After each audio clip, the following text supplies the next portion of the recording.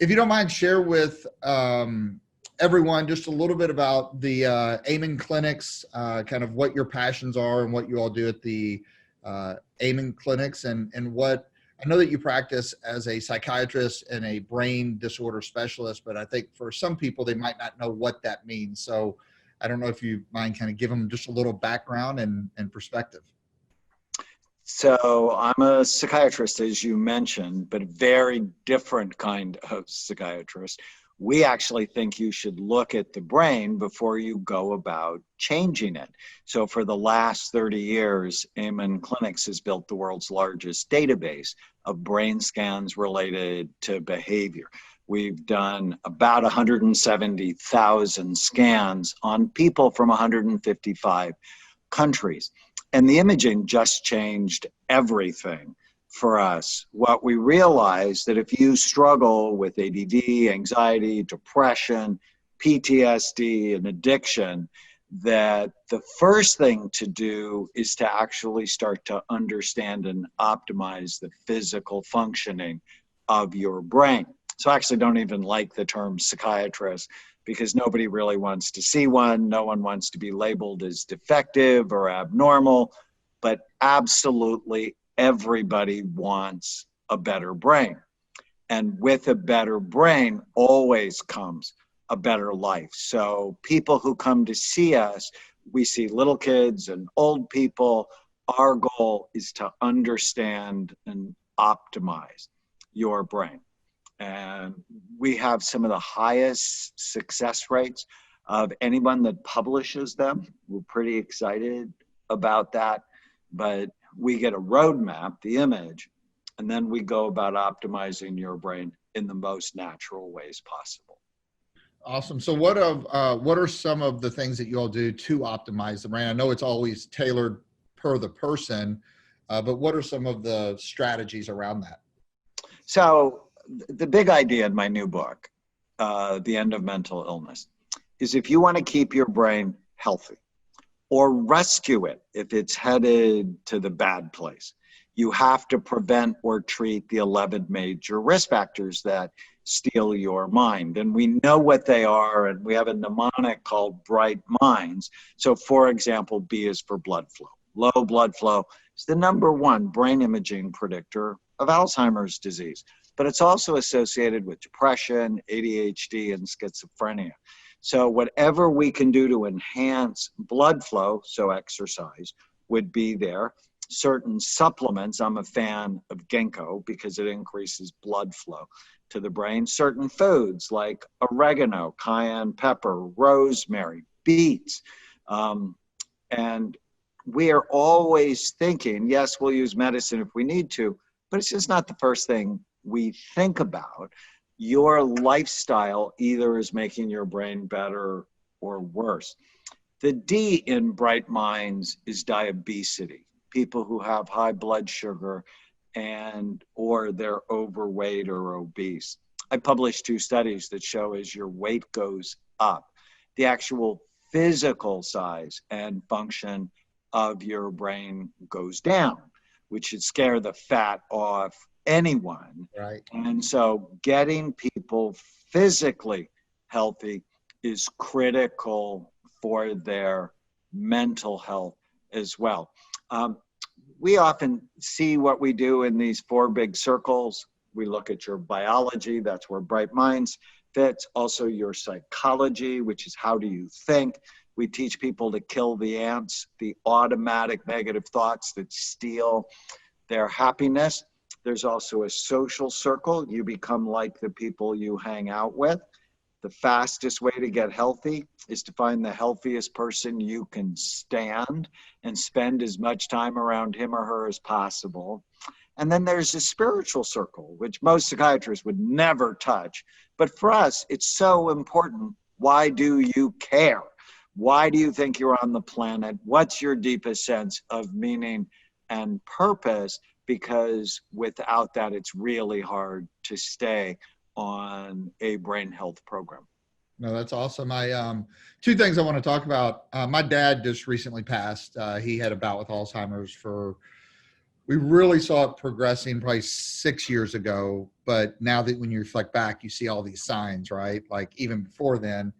And it's kind of funny because when we commercialized our ketone product, which we like to acknowledge as the first exogenous ketone product truly commercialized, but it was one of the first, if not. Um, the whole conversation of Alzheimer's kind of came around it, but he was kind of too far into it, if that makes sense. I don't know if you know Dr. Mary Newport or not. I Uh, do.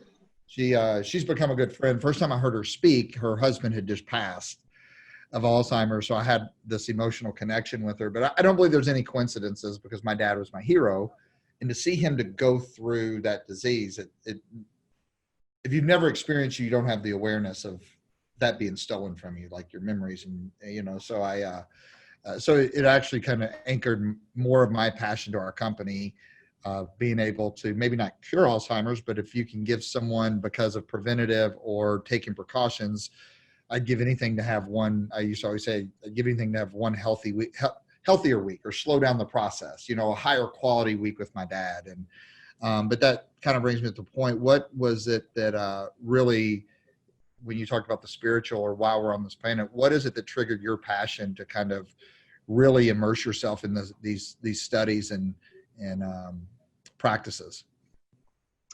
So we should talk about preventing Alzheimer's. I have a book called Memory Rescue, and it's actually the same program. Is if you want to keep your brain healthy or rescue it if it's headed to the dark place, you have to prevent or treat these 11 major risk factors. And even people who are headed into Alzheimer's, the scans we do can actually tell 10 to 20 years before you have any symptoms if you're headed that way. And so the G in Bright Minds is genetics. If you have it in your family, that should clearly be a wake-up call to get serious about prevention as soon as possible. For me, when I turned 18, at a very low draft number, it was 1972, Vietnam was still going on, and so it was basically bye. And I became an infantry medic, where my love of medicine was born. But about a year into it, I realized I didn't like being shot at. Some people, it's like they're okay with it. I just never got okay with it. So I got myself retrained as an X-ray technician, developed a passion for imaging. And then when I got out of the Army and went to medical school, someone I loved tried to kill herself, and I took her to see a wonderful psychiatrist. And I came to realize if he helped her, it just wouldn't help her. It would help her children. It would help her grandchildren. And I really saw psychiatry as a profession that could help generations of people. But I fell in love with the only medical profession that never looks at the organ it treats. And my dad, who recently passed as well, would tell you I was sort of a pain in the neck as a teenager because I just never accepted authority because it was authority. So when I fell in love with psychiatry but realized they didn't look, and with my imaging background, I'm like, no, we're going to change this. We need to look at what we do before we do it. And the first 4 years I did, I got no end of grief from my colleagues. And that hurt me because I didn't go to medical school to have people calling me bad names. But then in 1995, I had a call from my sister-in-law who told me my 9-year-old nephew had attacked a little girl on the baseball field that day. And I'm like, wow. I'm like, what else is going on? And she said, Danny's different. He's mean. He doesn't smile anymore. I went into his room today and found him drawing pictures. One of them, he was hanging from a tree in a suicide attempt. The other picture, he was shooting other children. And by then, I'd already scanned a number of violent teenagers, and I thought maybe he had a problem in a part of his brain called his left temporal lobe. Turned out he had a cyst the size of a golf ball occupying that part of his brain. And when we took it out, his behavior completely went back to normal. And Andrew's my passion story because after that happened with someone I cared about so deeply, I'm like, if you don't look, you don't know. And that really began the crusade that I've been on for 25 years to change my profession to be more medical. And because, the whole idea behind the end of mental illness, these things aren't mental, they're brain. Get your brain right and your mind will follow. And the end of mental illness begins with a revolution in brain health. So that's, why I wanted to come on your podcast, because I'm recruiting revolutionaries that we have to change this. And, if you just think about it, who's dying from COVID-19? It's people who are diabetic, people who are overweight, people who have hypertension. And why does the US have 4% of the world's population, but 34% of the world's cases? It's because we're sick as a society, and we need a revolution both in physical and mental health. And I know you're passionate about that as well. For sure. I mean, and I know that people would love to hear this message, and we have a lot of incredible people in our community. Two things that I'd love to make sure that they get your book. I mean, one of the biggest things to me, like I just shared from what we've done with our company, that I've seen a lot of people think ketones, they automatically associate with weight loss. But the greatest impact that we've seen anecdotally and in the research that we're funding and seeing is in the brain, is cognitively. And so that's kind of like spurred a passion of mine. But the end of mental illness, I'd love to do something. Where can they get that? And I'd love to do something maybe more with you. We have a lot of educational events, which obviously because of COVID, we're getting ready to construct a virtual event where we have thousands of people come in. And what we've done is it's not an event to sell our product. We actually just bring in thought leaders like yourself to educate people to give them more awareness of what's going on in health and optimization and the medical side of the world, or nutrition. And it's been very advantageous. So we've always kind of led with education, because I think that for the masses, I don't want to get into a politics conversation, but the masses, they don't know what they don't know. But once you educate them and give them a new lens to look through and a new level of awareness, kind of like scanning the brain, they can never go back, right? Once someone knows that there's some of these strategies to prevent, create more wellness, and even the component, like a question I had was, can anyone get brain scans through your clinics? Like, because I have kids now, right? So I have a 6-year-old, a 7.5, and a 13. And I was just talking a few minutes ago. My business partner he has a kid that they didn't know if he was Asperger's or borderline. He was very slow developing. And he had the means to try a lot of different therapies. The one that they got the biggest results from was, I don't know the technical name of it, but they flew every other week to Las Vegas to get some type of auditory therapy. Oh, it's called the Tomatis method. That's really good. Can I tell you my favorite ketogenic story? Yes. So I've been a fan of the ketogenic diet to help people with seizures for many years. And goodness, I guess it's about 9 years ago that I'm in Boston giving a lecture, and I get a call from my daughter. My 5-month-old granddaughter starts having wicked seizures. And in one day, she had 160 of them. And I'm horrified. She goes to the emergency room. She has an EEG. They diagnose her with something called West syndrome. And the prognosis is just terrible. That 30% of these kids die before they're 3. The neurologist said she may never walk again. He wanted to put her on a medicine called ACTH that was $26,000 a dose. And I get on the phone with him and I'm like, well, have you thought about the ketogenic diet? And he's like, oh, there's no science behind that. And my wife says the relationship with the neurologist for me went sour when I asked him if he knew how to read. I'm like, you're kidding, right? You know, there's 70 studies with the ketogenic diet for seizure in kids, started at the Mayo Clinic. Most of the studies are done at Johns Hopkins, this little tiny hospital in Baltimore. And he's like, well, if you want to do that, I won't be your doctor. I'm like, are you kidding? You're fired. It's like you forgot informed consent. It's not your job to make the decision. It's our job to make the decision. Anyway, she went on the ketogenic diet, lost her seizures. And, you know, I have this great picture of her when she's 3 running to preschool. And, you know, food is medicine or it's poison. And ketones, in my mind, can have a healing effect. You know, maybe not for everyone, but I've certainly seen cases like Emmy's that can make just a huge positive difference. And it's, you know, I think it was just another important tool in the toolbox.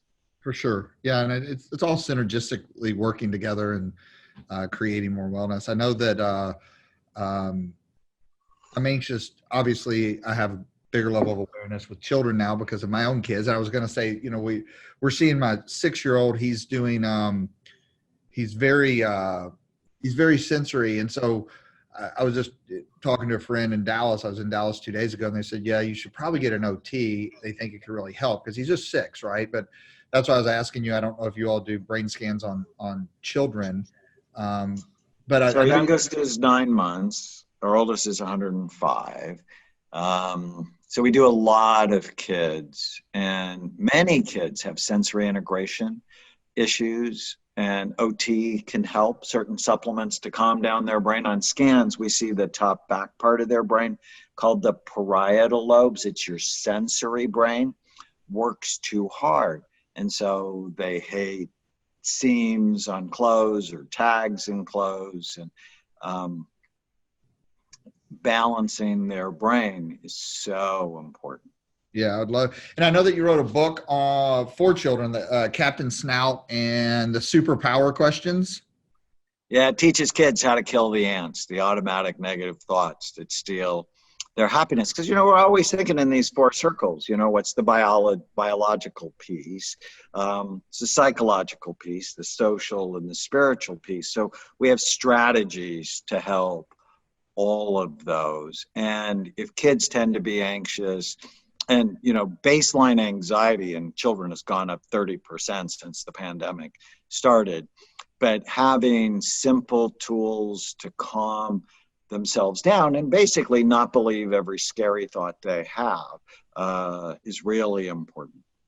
Yeah, no, that's awesome. I'm going to pick it up. I didn't know that you had that. So so share with us in your research and work, you mentioned a few minutes ago, which when we started our company, my entire goal was to lead through education. So not become a sales company, but if you educate people, you make them aware, they become buyers. You don't become the seller, if that makes sense. Right. And so I really sought out educators and specialists and researchers. And it's funny because every single one of them said the same thing, that in academia, it's like everyone's fighting each other instead of working together. Like everyone's trying to debunk someone's, and you just alluded to that, right? When you first started coming out, but my question is more related to business, because a lot of entrepreneurs are listening but I think anytime you're going for something that you're passionate about, you're trying to make an impact, you can expect opposition. You can expect failure or setbacks or people trying to stop you. But I would just love to ask you, like, you know,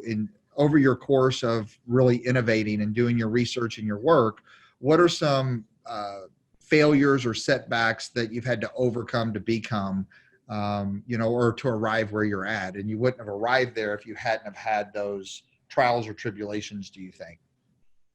Well, I had no idea that when you do something new and cool, that it's going to cause jealousy and hatred. I had no idea. I'm just like, hey, look at this cool new thing. And so the brain doesn't like change. And so if you're going to do something new, just expect it. And then pay attention to useful criticism. That's important. And then block the other people. So it's sort of like who's running for president. 40% of people are always going to vote for the Democrat, and 40% of people are always going to vote for the Republican.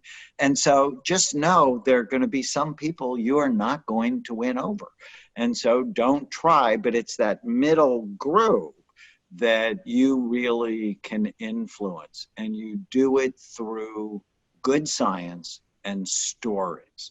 And so when I tell Andrew's story or I tell Emmy's story, the people really grab onto this idea, how do you know unless you look? And natural ways to heal the brain. So if you're going to do something spectacular, you have to have your own passion story that helps you deal with the haters. And, you know, now with the online world, haters are everywhere. Just expect them and do what you are put on the earth to do. I love that. And I know that it's super insightful. I mean, we do a lot of training for leadership. And one of the things is talking about the power of stories and the relatability. I notice through the podcast, every time I ask you, you went right to a story so people could relate to the point you're trying to make. And I think that's a great lesson for everyone to take away.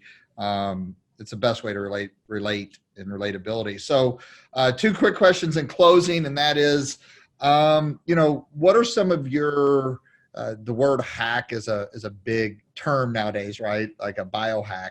But what are some personal biohacks that you utilize that have been effective for you to maintain your physical and mental performance? So I think of them as tiny habits. You know, what are the smallest things I do every day that make the biggest difference? So when I open my eyes in the morning, I say to myself, today is going to be a great day.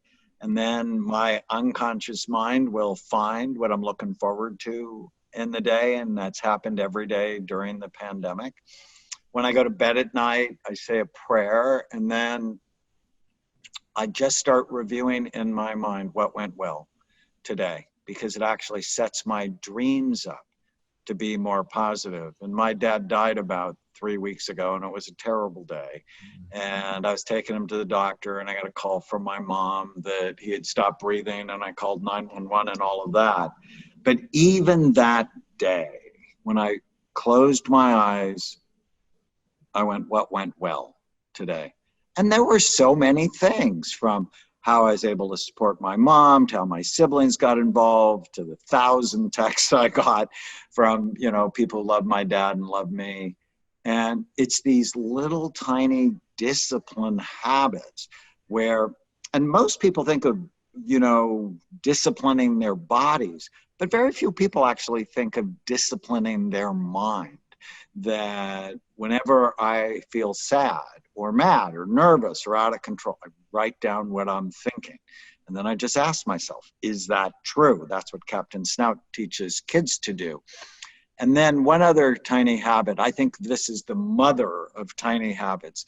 When I go to do anything in my day, I just ask myself, is this good for my brain or bad for it? And if I love myself, I choose what's good for it. Not because I should, but because I love myself. Because with a better brain always comes a better life. I love that. I love it. If you don't mind me asking, this is a personal question. My dad just passed as well about 3 weeks ago. What was the date that your dad passed? Oh goodness, what was it? It was May 12th. Okay. It was my dad was in April. So yeah, so I was just, when you said that, we both, very close timing. Well, that is the last question is some of the emerging research or studies or in the area of brain health that you're most excited about, or the newest findings that you're really intrigued about. I love the research on saffron. So we actually make something called Happy Saffron. And I got, so saffron is the world's most expensive spice, but it's actually been studied for Alzheimer's disease, been studied for depression, studied for sexual enhancement, and PMS. And I've prescribed serotonin drugs for a long time, and they may help depression, but they almost 60% of the time they'll decrease someone's sexual desire. And I just, before we got on, got a testimonial. Someone said, "Happy Saffron, Viagra for women." I was so excited about natural ways to heal the brain. So things like ketones, things like saffron, that just excites me that, you know, as we go and look for the right treatment for COVID-19 or the vaccine that actually may never come, right? We still don't have a vaccine for AIDS. That your best defense against this pandemic is your immune system. And so whatever you can do to keep it healthy. I Awesome. get excited about that. Saffron, does saffron have to be prescribed? No, it's a supplement, and it's red, and it has this great color. We make it. I have a company called Brain MD that is our supplement arm. Other companies make it as well. Awesome. I'm going to have to try some. So I can just go to BrainMD and buy it? BrainMD.com, right. Awesome. And then the end of mental illness, it's out. Can people pick it up on Amazon? They can, or barnesandnoble.com, or anywhere great books are sold. Hopefully bookstores will start opening back up soon. Okay, excellent. I love it. Appreciate you being on. Dr. Amen, I can't wait to read the end of mental illness, and I'm definitely getting Captain Snout for our kids. So I appreciate it. I'll see you soon for sure. All right. Take care. care. Have a great day. Okay, you too. Bye-bye.